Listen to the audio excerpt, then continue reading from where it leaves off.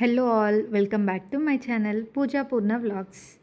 చూస్తున్నారు కదా, ఈ చలికాలం వచ్చేసింది. సాయంత్రం వేళ ఆ చల్లని వాతావరణంలో వేడివేడి టీ లేదా కాఫీ తాగుతూ పక్కనే ఏదైనా కరకరలాడే స్నాక్ ఉంటే ఆ మజానే వేరు కదండి. అందుకే ఈరోజు నేను మీ అందరి కోసం మనందరి ఫేవరెట్ అయిన ఉల్లిపాయ పకోడీని ఇంట్లో చాలా ఈజీగా అంతే రుచిగా ఎలా తయారు చేయాలో చూపించబోతున్నాను. మరి ఇంకెందుకు ఆలస్యం, ఈ చల్లని సాయంత్రంలో మనకు వేడిని రుచిని ఇచ్చే ఈ ఉల్లిపాయ పకోడీని ఎలా చేయాలో చూసేద్దాం. సో దానికి కావాల్సిన ఇంగ్రీడియంట్స్ ఏంటంటే, ముందుగా నేను ఇక్కడ పావు కేజీ శనగపిండి తీసుకున్నాను. పావు కేజీ శనగపిండికి పావు కేజీ ఆనియన్స్ సన్నగా చాప్ చేసి పక్కన పెట్టుకున్నాను.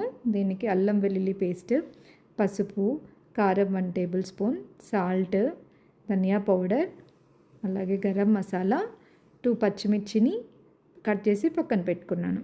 ముందుగా స్టవ్ ఆన్ చేసి మంటను మీడియం ఫ్లేమ్లో పెట్టి ఒక మూకుడు తీసుకోవాలి. మూకుడు కొంచెం వేడయ్యాక ఆయిల్ పోసి వేడి చేయాలి. సో ఈ ఆయిల్ వేడయ్యేలోపు మనం పక్కన పెట్టుకున్న ఈ ఆనియన్స్, శనగపిండి అవన్నీ కూడా కలిపేసుకుందాం. సో మొదటగా ఒక మిక్సింగ్ బౌల్ తీసుకొని ఆనియన్స్ వేసుకోవాలి. ఈ ఆనియన్స్లో ఫస్ట్ సాల్ట్ వేసి బాగా కలపాలి.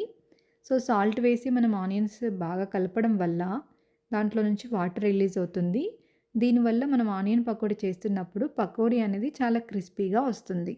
ఈ విధంగా కాకుండా ముందుగానే ఆనియన్స్లో శనగపిండి, ఈ కారం, ఉప్పు ఇవన్నీ కూడా వేసి కలిపితే అప్పుడు మనకు పకోడీలు అనేవి చాలా మెత్తగా అవుతాయి. క్రిస్పీనెస్ రాదు పకోడీకి. ఎందుకు అంటే మనం ఎక్స్ట్రాగా వాటర్ యాడ్ చేస్తున్నాము. ఆనియన్స్ అనేవి లోపల మెత్తగా ఉంటాయి. సో అలా కాకుండా మనం ఫస్టే ఆనియన్స్లో సాల్ట్ వేయడం వల్ల ఆనియన్ పకోడీ అనేది చాలా క్రిస్పీగా వస్తుంది.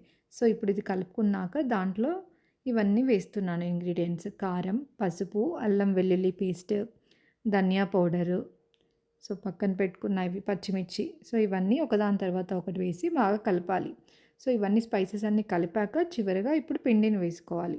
సో ఈ పిండిని వేసుకొని కలుపుకునేటప్పుడు ఈ స్టేజ్లో మనం వాటర్ చెక్ చేసుకోవాలి. సో మనం చేసేదాన్ని బట్టి అంటే మనకు మరీ గట్టిగా కావాలంటే మనం తక్కువ వాటర్ యాడ్ చేసుకోవాలి. కొంచెం మెత్తగా కావాలి, కొంచెం మెత్తగా తినాలి అనుకుంటే అది కూడా క్రిస్పీగానే ఉంటుంది. ఎట్ ఎ టైం ఆనియన్స్ కూడా మంచిగా ఫ్రై అవుతాయి.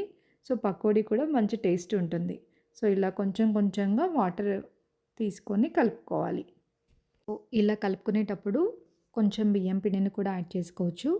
అది మన ఇష్టాన్ని బట్టి ఉంటుంది.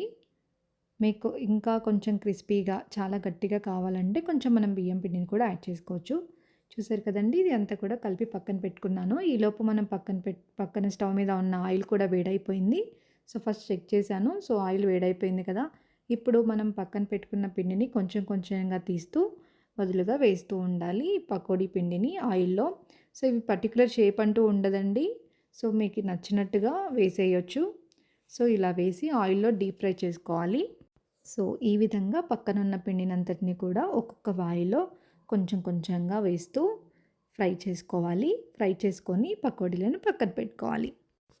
చూసారా అండి, మన పకోడీ ఎంత సులువుగా ప్రిపేర్ అయిపోయిందో, ఎంత తక్కువ టైంలో అయిందో. మన ఇంటికి ఎవరైనా గెస్ట్ వచ్చినప్పుడు, చాలా తక్కువ టైం ఉన్నప్పుడు మనం ఈ స్నాక్ని ఎంచక్కా ప్రిపేర్ చేసి సర్వ్ చేసేయచ్చు. సో ఈ వీడియో కనుక మీకు నచ్చినట్లయితే ప్లీజ్ సబ్స్క్రైబ్ చేసుకోండి Pooja Purna vlogs. Thank you for watching my channel.